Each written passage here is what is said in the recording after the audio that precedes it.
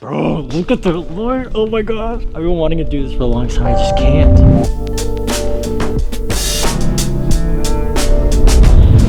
So it's 7:05 in the morning, and if I'm not super peppy, it's because it's 7:05 in the morning. But we have a really exciting shoot, or at least I'm really excited about it. It's like a live music production. It is like an intimate worship setting. I'm really excited about it because we got new gear, specifically a light stand, which is not super exciting, but for me it is, because it allows us to do certain lighting setups that we just would not be able to do. I've actually wanted to boom lights overhead that were heavier that I just wasn't able to do because I didn't have the gear to do so. So yes, It does matter. we're gonna go over everything we're using, all the lights, cameras. We're gonna go over how we're setting up lights, because that's just what we talk about on this channel, which I'm really excited about. I think it's gonna be super cool. I think it's gonna be something that's different, and that hopefully you can learn a lot. Maybe it'll help you to not be as intimidated with larger lighting setups like this, because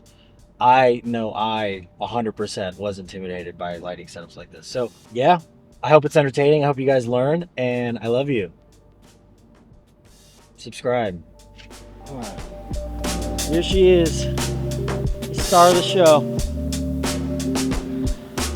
I've linked everything I used in this video down below just to make it easy. I do get a little bit of commission from every purchase made, but it does go back into the channel and make sure that I could keep making these videos. Thank you guys in advance for the support.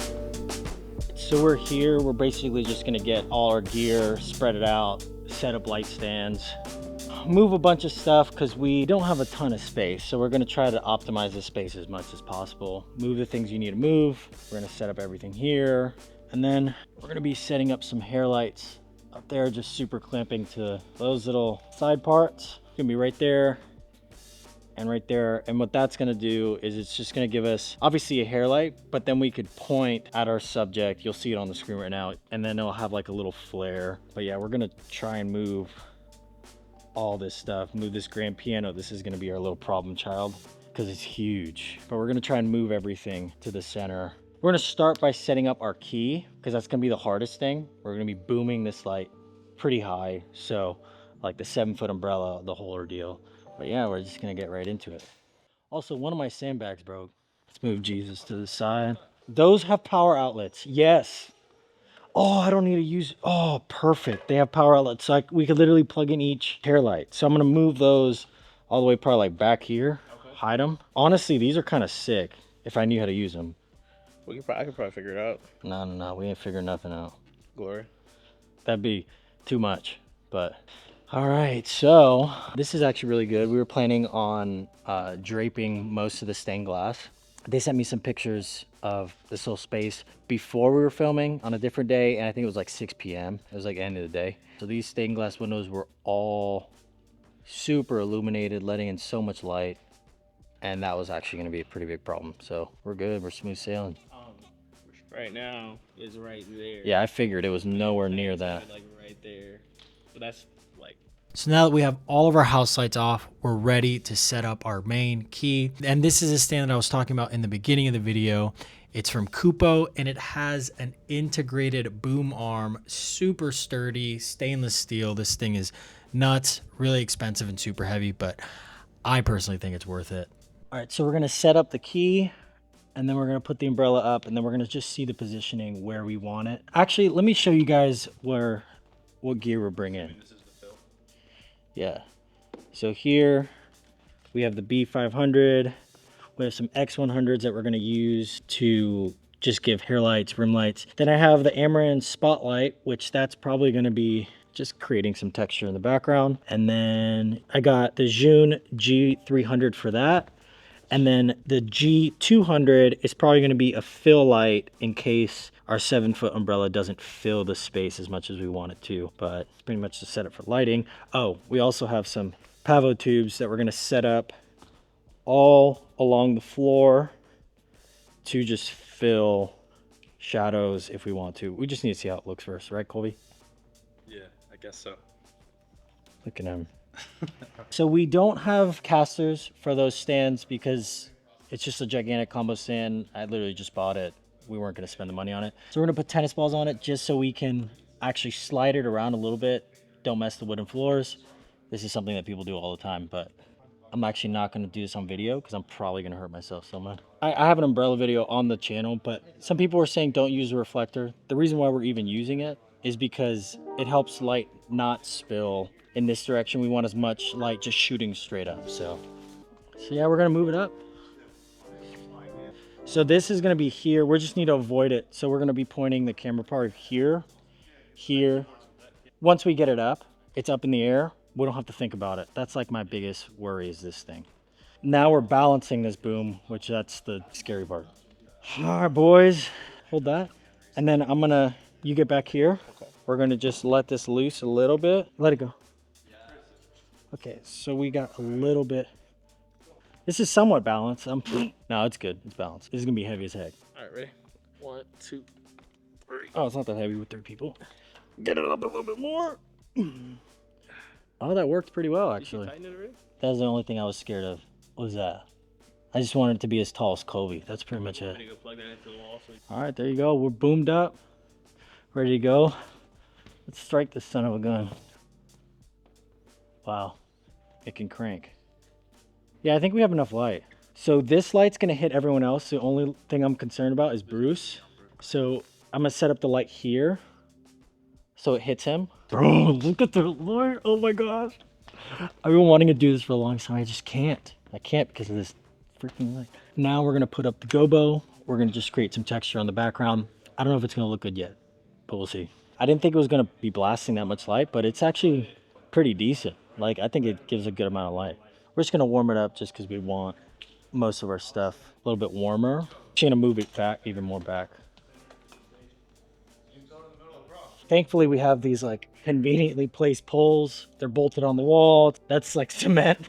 So it's safe. Yeah, these are going to be our hair lights. This one specifically is going to light our grand pianist, Bruce. This is why I like June lights. They're just small, super tiny. We could place them anywhere. All right, so right now we're just cutting some doobie to get it around this stand so it's not an eyesore. I was never a Boy Scout, but yeah, you don't need to explain that.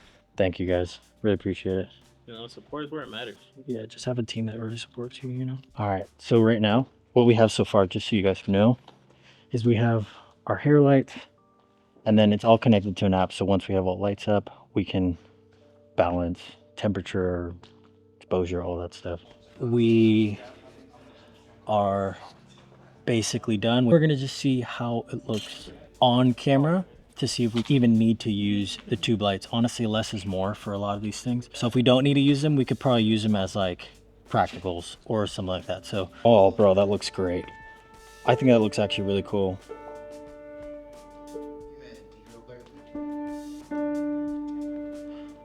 To me, it's crucial to have lights that are able to be controlled with an app.